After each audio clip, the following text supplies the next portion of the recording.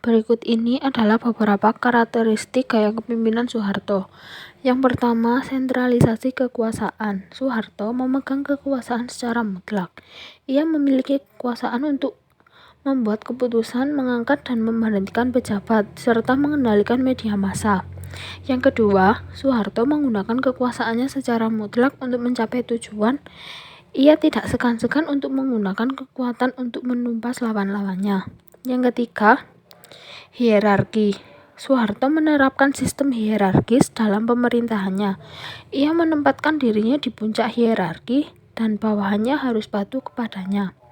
Yang keempat, kontrol yang ketat. Soeharto menerapkan kontrol yang ketat terhadap bawahannya. Ia tidak segan-segan untuk menghukum bawahannya yang tidak patuh.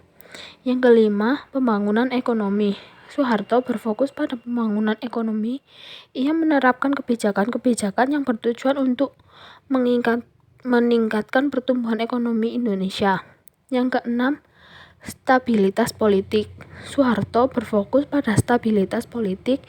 Ia menerapkan kebijakan-kebijakan yang bertujuan untuk menjaga stabilitas politik Indonesia.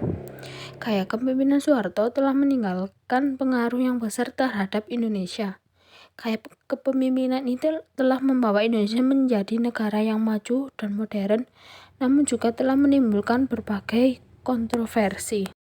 Gaya kepemimpinan Soeharto dapat dikategorikan sebagai gaya kepemimpinan otoriter.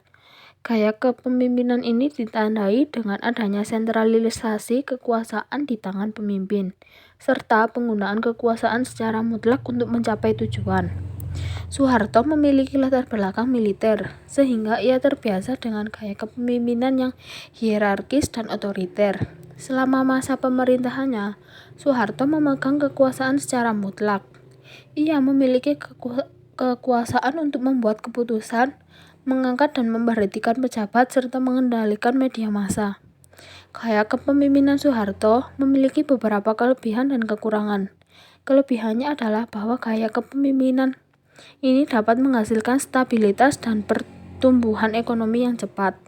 Namun, gaya kepemimpinan ini juga memiliki kekurangan, yaitu dapat mengekang kebebasan berpendapat dan berekspresi, serta dapat menimbulkan korupsi dan nepotisme.